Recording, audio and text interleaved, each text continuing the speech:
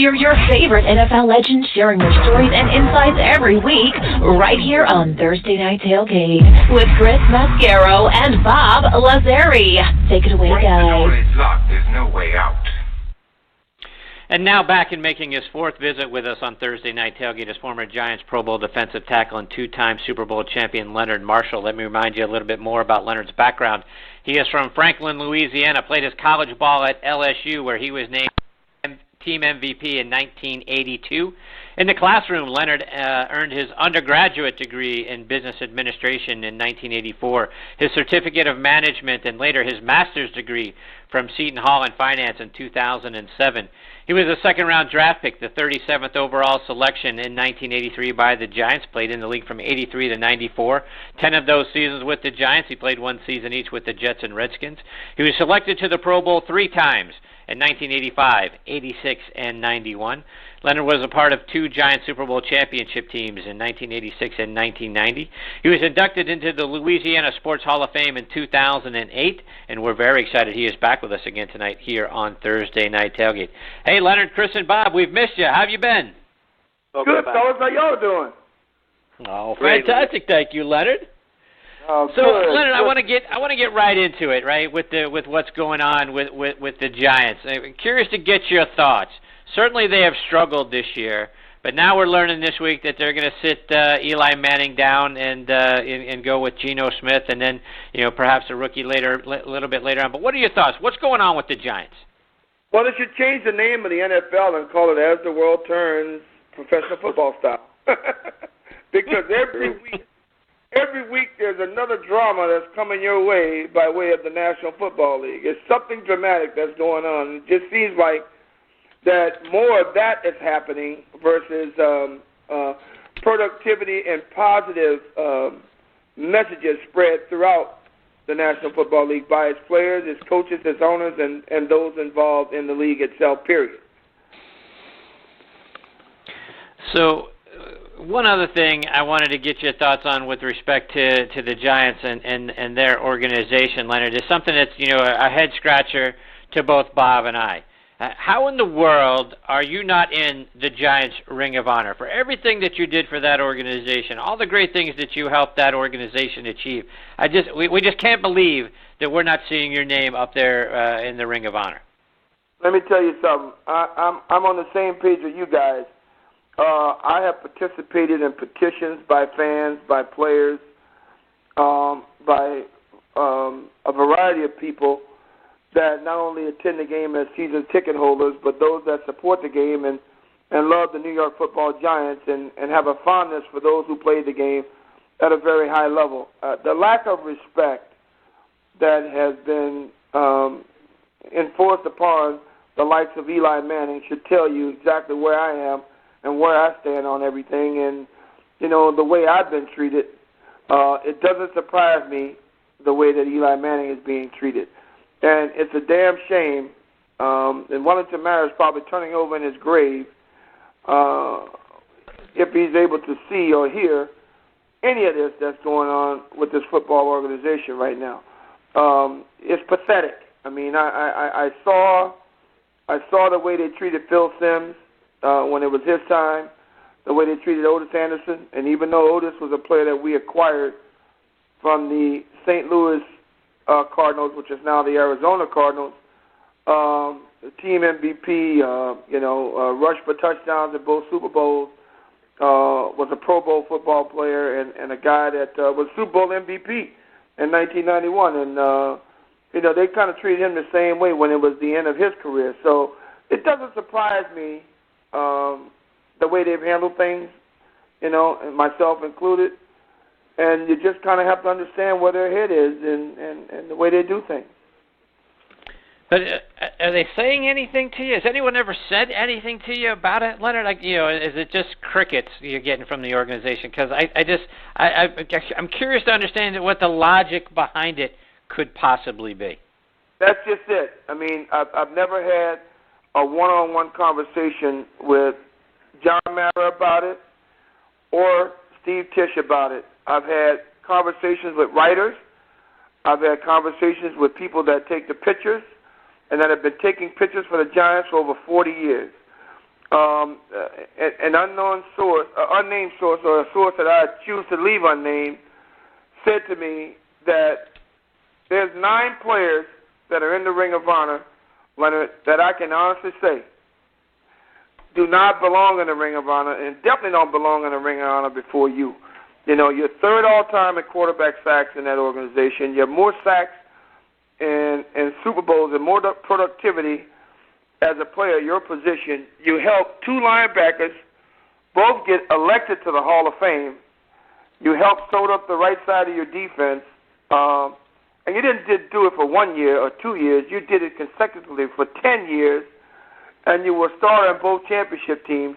It just doesn't make any sense why these people have chosen to treat you the way they treated you. The only reason that these people, or the only logic they can have about this, and this is like all across the board with season ticket holders and fans, is that I sued my employer in the concussion lawsuit claim, and they took it and made it a personal thing. And it should never have been a personal thing because, one, I didn't directly sue them nor participate in a suit against the New York Giants. I participated in a lawsuit against the insurance of the National Football League, which is supposed to take care and protect every player that puts a helmet on and goes on that field and represent a football team as long as I did in the National Football League. Bob, questions for Leonard? Yeah, it's great to speak with you again, Leonard. And I want to go back to the early days when there was a lot of different administrators and coaches back then, and George Young and, of course, Parcells. Give me your first impressions or dealings with Parcells when you were drafted in '83, Leonard.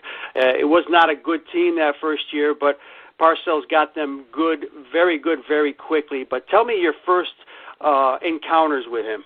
Well, my first encounter was when I was on the tour visiting teams right before the draft. A lot of teams had me on the draft board as a first-round selection. And I might have visited 9 teams in less than 2 weeks, less than 3 weeks, right before the draft.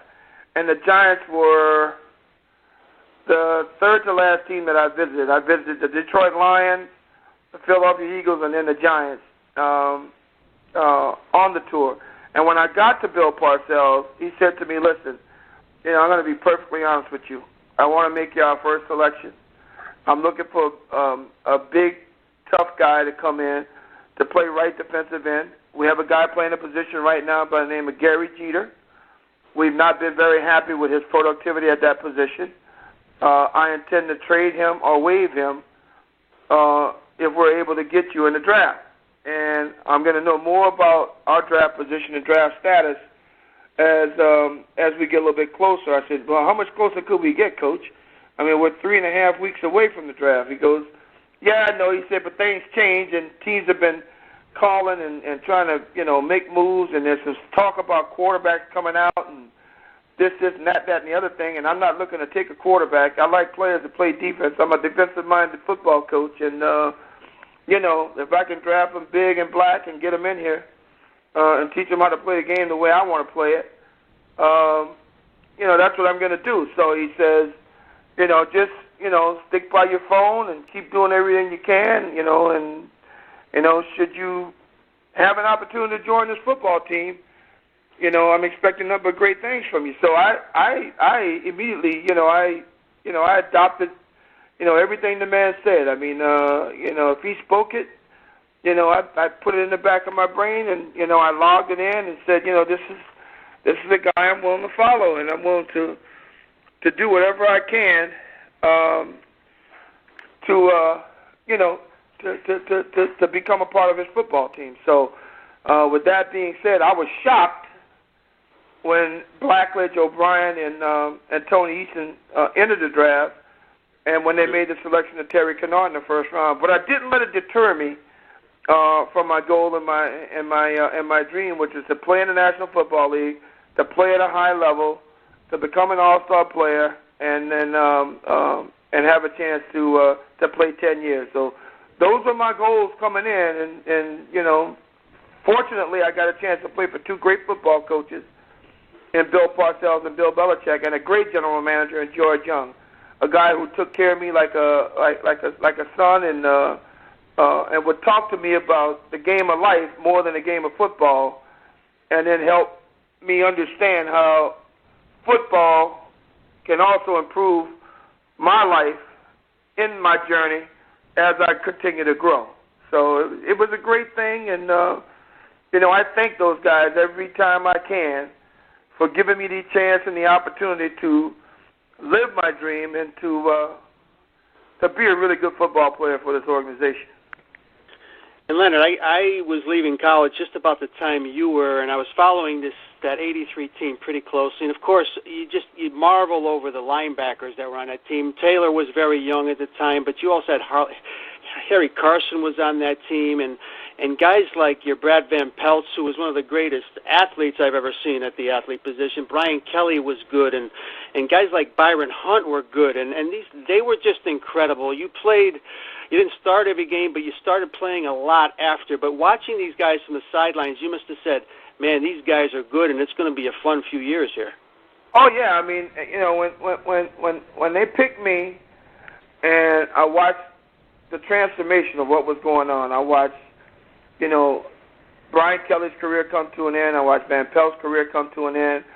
I watched them take a 33-year-old or a 32-year-old defensive end in George Martin and reincarnate this guy or bring him back from the dead because, from the time I joined in 83 till 1986, this guy was a totally different football player. And I think the acquisition of players like Carl Banks, Gary Reasons, Mark Collins, Pepper Johnson, Eric Howard, Greg Lasker, a trade for a guy like Kenny Hill and Herb Welch, and I could just sit here and name players that all had an impact from 1983, 84, 85 into the championship season of 86. All of these guys, all these names I'm dropping, all played a pivotal role in the success of the 1986 Giants, which, to be honest with you guys, was the closest knit football team I've ever been on in my life. Leonard, one more before we let you go, and I want to take you back to your college days, back to 1982, and the game you guys played that season against Alabama.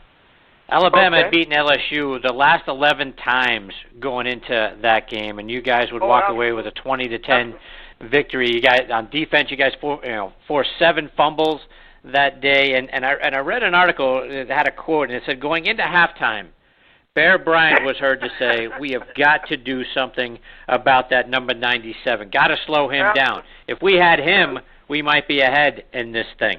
What do you remember about that game, and how did you feel when you heard Bear Bryant talking about you like that? Well, I was recruited by Alabama coming out of high school, and, it was a tough thing for me, man. I'm in my mother's living room with Bear Bryant, Barry Switzer, and Larry Smith from Tulane, and I've got to make a decision on, what I'm going to do and where I'm going to go to play football. And, next thing I know, here comes Charlie McClendon, and I'm like, oh, Mom, this is a tough one. So the whole Bear Bryant thing started in 1979 before I decided to go to LSU. That particular game, and as I recall it, Jerry Stovall wanted to make a statement. It was a statement football game for our football team. He wanted people to know that this football team was going to be a physical football team, that we were going to play 60 minutes of football, and that we were going to hit everything that moved. And I'm going to tell you something. I've never seen a defense play as good a football as we played that day in Tuscaloosa, Alabama. Every time that ball went to the perimeter, you saw 11 helmets around that football. You saw 11 bodies around that football. Guys were diving, scratching, clawing, doing whatever they could to get not only hit their running backs, but hit anything that moved that day. And I recall going in at halftime, we're walking off the field, and my coach comes over to me, Pete Jenkins, who just retired at LSU at 80 years old. He comes over to me, and he says, Leonard, you're tearing them up. He says, just keep bringing the pain. Just keep bringing the pain. Just keep bringing the pain. And then he looked over his shoulder. He said, did you hear what that guy just said? And I said, yeah, I heard him. And it was the offensive coordinator for Alabama, Mal Moore, who I actually knew him from my official visit to Alabama, and they didn't have an answer for us, man. They didn't have an answer for me. I think we knocked out two of their quarterbacks. One of them I know I knocked out, and we knocked their fullback out of the game, Ricky Moore. And I think once that happened, they knew that they went for a long afternoon. So, Leonard, update us on what you're doing now. What I'm doing now, I just got involved with a group of guys, some really smart guys in business from Long Island. We created a safety device for women as it relates to sexual and civil assault. We also want to address some of the needs and concerns of the LGBTQ community on college campuses worldwide. We created a device called Tucker, and there's a website, tuckersafe.com, that folks can go to kind of take a look at what we're doing. We're launching this safety device nationwide. We're launching it with a partner. We are in negotiations right now with a big cellular carrier to handle the distribution of this device, and we've created a website and a nonprofit to support what we're doing for those communities, and that website is www.thelamf.org, and it addresses the concerns and needs of sexual and civil assault. You guys see what's going on in Congress right now with sexual and civil assault and what's going on in society at large. And we think that we can not only make a difference but have a tremendous impact, especially on college campuses as, kids conduct their business on college campuses and, go to parties and go to football games and go to basketball games and go to class and maneuver their ways around campuses. We think that this device will make college campuses a little bit safer than they've been over the last few years. So, Leonard, let our listeners know again about that website and then how they can stay up to date with all the great things that you're doing, whether it's online or over social media as well. Yeah, absolutely. My company website is tuckersafe.com. That's TUCKERSAFE.com. And my nonprofit website is thelamf.org. That's L as in Larry, A as in Apple, M as in Mary, F as in Frank.org. I can also be reached on Twitter, Leonard Marshall 70, and I can also be reached on Facebook. Well, Leonard, thank you so much for taking time out of your night to come back on this show. It's been A, far too long since we've had you on this show, and B, we hope you'll come back again real soon to keep us updated, not only on all the things that you're doing, now, but to share more of your stories and insights with you. And we got to get a campaign going to get you into the Giants Ring of Honor. Again, something that makes no sense to us. That would be great, fellas. Anything that obviously you guys do, it's sincerely appreciated by me and my family. And all I can say is I hope one day that I wake up and it's no longer something that we're actually discussing, something that we're actually doing. So, Agreed. That being said, much continued success to you guys. And, Chris, keep in touch with me, man. I certainly will do that, Leonard. Thank you so much for your time. We'll catch up with you again real soon. In between now and then, Leonard, all the best to you and your family. Be well. Thank you very much. You guys, too. Thank you very much. Take care. Bye-bye, guys. That is former Giants Pro Bowl defensive end Leonard Marshall. And Bob, just like we were talking about at the top of the show, makes no sense to us how Ed White's not in the Hall of Fame. It makes no sense to us how Leonard Marshall isn't in the Hall of Fame, and even less sense how in the world he is not in the Giants Ring of Honor. Well, it's another one of those things, Chris, where I think he kind of got lost in the equation. How you can be that good and get lost is beyond me. But he played with all those great names, some of them we mentioned, and they'll always come back with you and tell you we can't put them all in, but he probably deserves it more than others. And it's always going to be a political thing, but he definitely deserves it. Yes, he does. All right, we've got our next guest, Toy Cook, hanging on the line. Before we get to Toy, I want to give a shout-out to our friends over at the Gridiron Greats organization. Folks, please help us support a wonderful cause. that's taking care of, so many of the guys that left a lot of themselves out on the field. Remember, folks, these are the guys who played way back before, they still had to get off-season jobs and, before health care coverage was available to players, and, they still had to, like I said, get those off-season jobs to support themselves and their families. It's organizations like this one that was started by Mike Dick, again, the Gridiron Greats, who are trying to help the guys that we all grew up watching and reading about. Please go online to gridirongreats.org to see what you can do and to get involved.